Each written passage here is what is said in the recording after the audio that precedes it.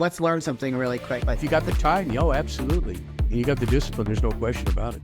I love that. Yeah, that's a great practice to put into your everyday life, you guys. You generally regret the things you don't do, not the things you did do. Let me say it that way. Mic drop. This was just awesome. I love meeting my guests in person, and it's a whole nother animal, and the energy is just electric. You guys, this is your host, Deanna Radulescu with Label Free Podcast. To live your best life, you must live label free. What is good, everyone? This is your host, Deanna Radulescu with Label Free Podcast. To live your best life, you must live label free. As always, bring you incredible guests from all over the world, so sit back, relax, and tune in. My next guest is a keynote speaker, an international music artist. He's an American Ninja Warrior. Very cool. We can't wait to get into that. He's toured 150 plus countries and has been featured on Travel Channel. Please welcome Craig Richard. Craig, welcome to the show. Hello, Deanna. It's great to be here. That's a lot of stuff that you've accomplished. And I thought I was accomplished. Yeah, I've been pretty hungry for life for a long time. Your story has not come without its fair share of setbacks like anybody else's. And there's one key moment in your bio that really touched my heart and just really re-inspired me, and what made me super excited to just connect with you and share your story to my audience. And you despite everything you've accomplished, you did overcome a physical issue. You shattered your leg and you recovered from that. Can you share with the audience what that was like and kind of your journey to get you to where you are today? Sure. Yeah, my father, Ron, was an expert climber, and he started me rock climbing when I was just 5 years old. And so I just had great talent and passion and started super young. So by the time I was about 19, I was climbing at an expert level. Wow. I was getting ready to do one of the most famous and difficult rock climbs in the world. It's called El Capitan in California. It's 3,000 feet. It's no joke. Wow. It's 4 days and 3 nights to get to the top. Holy cow. Yeah. So to make sure I was prepared for this, I went to a place called the Black Canyon of the Gunnison. It's here in my home state of Colorado. This is a 2,000-foot wall, so quite serious as well. Okay. I wasn't alone. I was with my climbing partner. But on the second day, about 1,000 feet high, I took a normal climber's fall. We use protection harnesses, ropes, anchors. I just fell in an unlucky way, and I shattered my leg.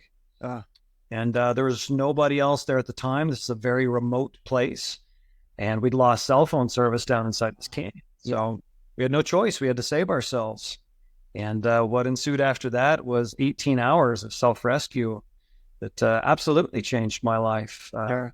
It just instilled so many things in me about what's really important to me, and also what I really believe I'm capable of and who I am. Yeah, for sure. I think a lot of people that may have experienced something like that may feel defeated. Did you ever feel like that along the recovery process? Well, getting out of the canyon was very interesting to reflect back on, because I just did whatever the next thing was. Yeah. It's never a moment that I doubted that I was going to get out. And when I reflect back on why that was, it is because life is so precious to me that I was going to do anything to make sure it continued. I love that. But actually just this morning, I was reflecting about immediately after I shattered my leg, the major setback was that everyone outside of me was telling me who I was now. It's like, I got so confused about what I thought I was capable of or what life I wanted, because so many people were projecting on me all of a sudden. It's too bad that you used to be this hot shot, but now you've got a shattered leg. You're going to have a leg full of metal. You probably won't do all this cool stuff anymore.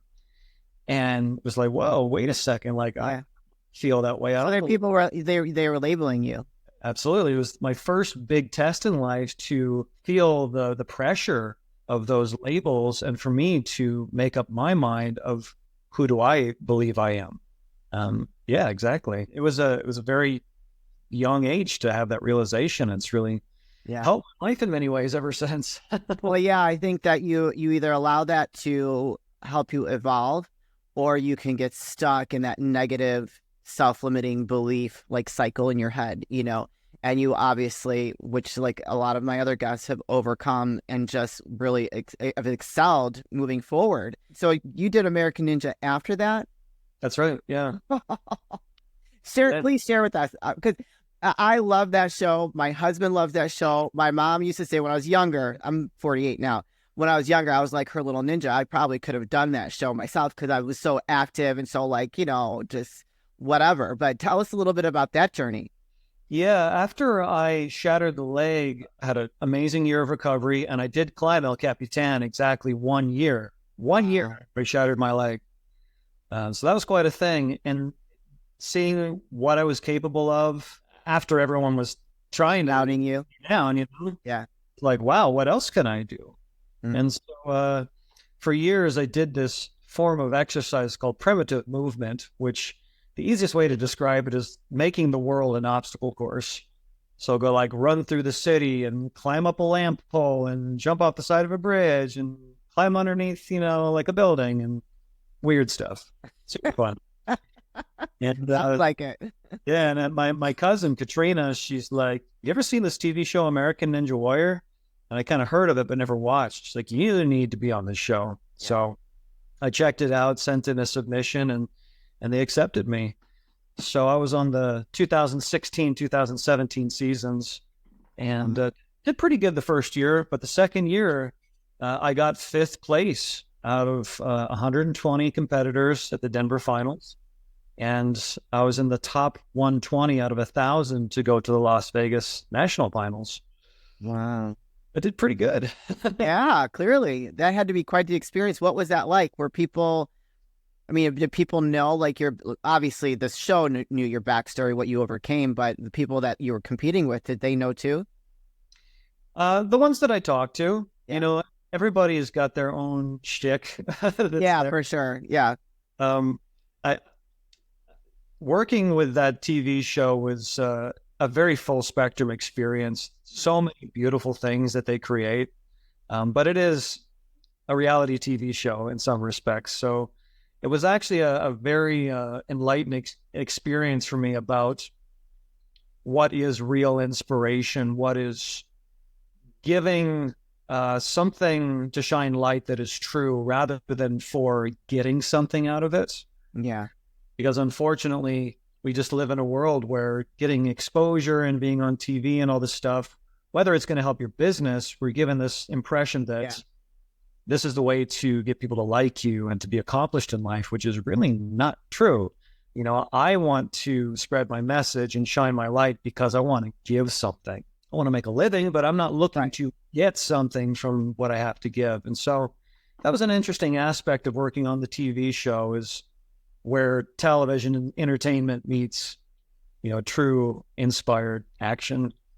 Yeah. So it taught me a lot, but overall, it was a very cool experience for sure. And what happened after an American Ninja Warrior? Did you have anything like that you took on afterwards? Gosh, so that's a very wild part of my story. Is in my final run at the Las Vegas finals, my body just shut down and I crashed on the course. All these weird symptoms took over my body. My vision was blurry. I felt super heavy. I felt dizzy. Oh, wow. Disoriented. And I didn't know it at the time, but I contracted Lyme disease. Oh. Yeah. So I was living in Georgia at the time, had gotten a tick bite that I didn't know was a Lyme tick bite. And it caught up with me. And this was my second real test in life. The climbing accident was a very physical descent into darkness, but this Lyme disease experience was a very mental and emotional descent into darkness. And I actually listened to another interview you did recently with a woman who struggled with Lyme, and really spoke to me. It's something that can be really without answers and help, and difficult to figure out. For that reason, I got super depressed for the first time in my life. Wow. I felt like my superpowers have been taken away. Yeah. This physicality and this way to engage and be present in life. So once again, I was faced with the same test, like my climbing accident, to kind of crawl back to the light. This time was about my mind. And the journey I went on was deciding that whether or not I got better or figured this out, somehow I was still going to live the life that I wanted, a joyful life. Yeah.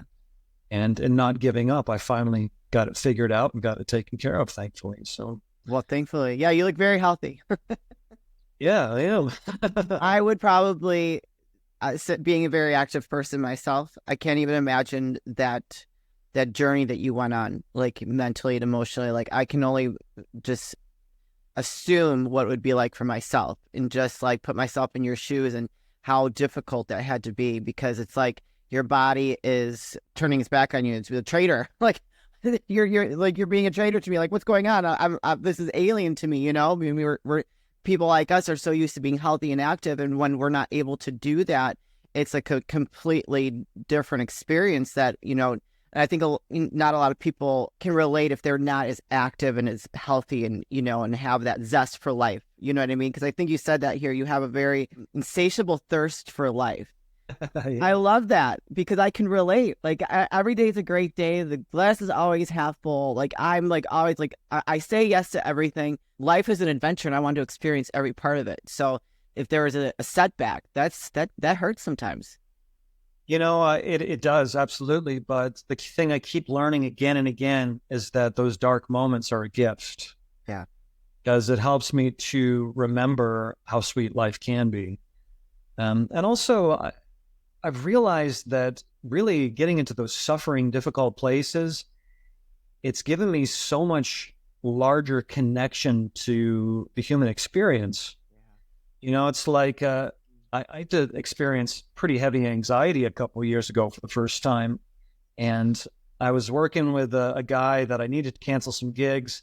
And he said, you know, normally I would just write you off and be like, this guy's just a flake and he's just making stuff up. But my daughter has anxiety and we'll be in the car and she'll say, Dad, I can't get out of the car. He'll say, I don't understand what you're going through, but yeah, I believe you that it's real and I'll help you through this.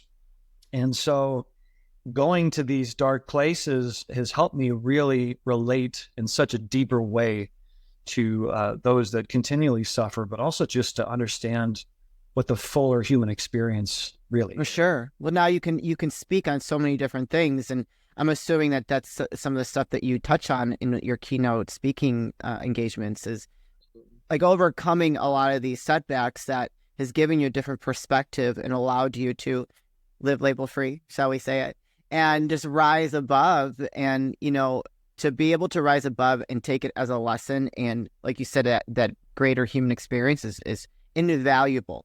Invaluable. Did you see that film Poor Things that came out this last year with Emma Stone? No. A big theme in it is that she experiences a little bit of everything in life. And this very wise character says to her, when we know the world is ours. Mm-hmm. It's like, you know, Yeah. if I understand what this experience really is, then I can really navigate it in such a better way. Yeah. No, I love that. That was beautiful. You also say in your bio that you are a heart-centered leader. Absolutely. I love that. Can you tell us what that means to you? I had a bad habit through a lot of my life getting stuck in my head. And I really come to learn that when I can quiet my mind, get grounded, and then sink into my heart space, ask my heart what it has to say about something. Yeah. Without a doubt, every single time it will take me in a much better direction than my head. I truly believe that the beginning and end of all things is unconditional love. That's what we're all striving for. The human experience is so messy, you know? Yeah, for sure. I really believe at the end of the day, every single one of us just wants to love and be loved, period. So I'm just very in tune with that. And that's where I approach all of my life from. And I have to remind myself, you know, it's definitely a constant practice. For sure. Yeah. I'm an emotional being like everyone else. I get upset, I get sad, I get frustrated. But the heart, I think, is the answer to every place we really want to go. Yeah. Do you think that if you hadn't had some of these setbacks that you wouldn't have learned how to come from that heart-centered place? Because I think that if we don't have those negative setbacks or those experiences that really make us question life and able to grow and to be thankful and grateful for our lives, that we are not able to really appreciate coming from a heart-centered place. Yeah, I absolutely agree with that. I feel like the tests are one of the most humbling things. we live in a society in general that's very egocentric, and we're trying to prove ourselves all the time and kind of appear invincible. One of the biggest breakthroughs in my life was learning to be vulnerable. Mm-hmm. Well, that's a good one. Yeah, I've truly found the value of being real, telling the truth, showing my ugly parts. Because when that happens, I find that others go, oh my gosh, I can't believe you said that. I feel that way too. I want to draw closer now. Yeah. I had something happen at one point where I was with a big group and we all got a chance to speak about our lives. And I talked about a lot of my accomplishments. And then they reflected back to me just kind of their impression of me. And they said, you seem like a great guy, but I'm really intimidated by you. Mm-hmm. And I feel like I'm nothing like you because it doesn't sound like you really suffer. You've got any weak spots. And that was the first aha for me, like, okay, so especially if I live a big life, it's really important for me to demonstrate my humanity. Mm. So no matter what superstar you see on TV, you think their life is perfect, especially if they're famous. Nobody's life is perfect. Nobody's life is perfect. You know? So those people have more problems than anybody. Absolutely. Yeah, and I think we need to talk more about that. Like we're in media, we're broadcasting something. And that's, again, where I'm a heart-centered leader. I want to be here because I want to shine light, not because I want to gain something that's going to make people live. Make me cry a little bit. I'm like tearing up. That is beautiful. Well, that's absolutely beautiful. I think we have a responsibility in that way. And, it's good to remember that. Yeah. And I'm loving that you said vulnerable. I've had a lot of men on the show that talk about being vulnerable in that journey to get to that place, because as men, you're labeled to be a certain way, and like it's not safe, or you get judged if you are actually speaking your truth from an emotional place, when it's a strength to allow people to really see you for who you are. And I think it's beautiful that you acknowledge that and that you are able to live in that space, because you give someone else permission to do the same thing, right? When you talk about it openly and share who you are and show that part of yourself, you're giving someone permission to do that as well. Yeah, I think that's such a gift that we all want right now. I believe we're all longing for that affirmation that we are so much more alike than we're told or believe. Yeah. It's time for us to come back together. For sure. Exactly. And that is like one of my missions with this show, is that, living label free, we don't have to label each other. We can just accept one another for who we are. We don't have to be put everyone in a box. Like we come into this world the same way. We leave the same way. And my best friend used to say, we're not as divided as we are disconnected.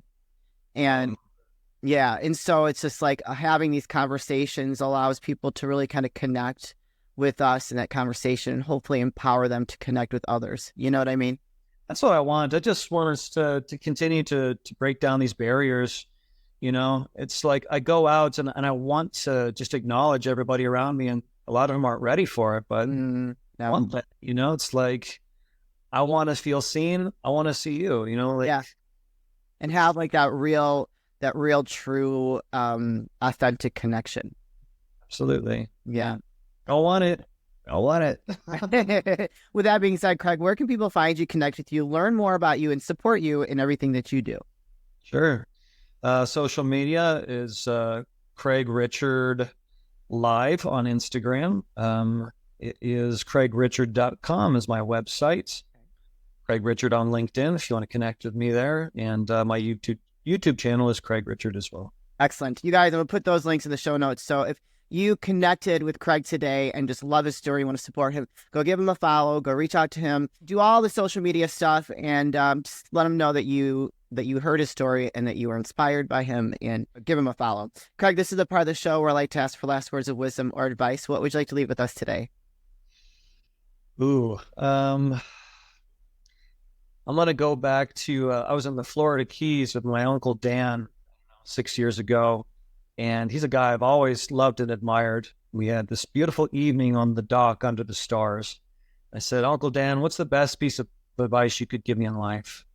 And he said, I feel like I've realized that I should never wait for someone else to give me what I want. Mhm. I need to set the stage for what I want in life Yeah. and take the initiative. So that's always stuck with me. And I keep learning that all the time myself, to speak up for what I want and put that energy forward. So Totally agree with that. I love that. Tell your uncle that was awesome. I'm living by those words as well. But Craig, absolute pleasure. Thank you so much for sharing your story and sharing the journey that you went on to come to this place of being a more vulnerable, heart-centered leader and offering a lot of value to people that might be in a dark place, because it lets them know that you don't have to stay there. And there's something great on the other side of that challenge or that test that you said. I love that. I love that you said it was a test. So thank you very much. my pleasure. Great to be here. Yeah, you're welcome. You guys, this is your host, Deanna Radulescu with Label Free Podcast. To live your best life, you must live label free. As always, don't forget to subscribe, follow, rate, review, comment, share, all those good things. And I'll be back soon with more dynamic guests.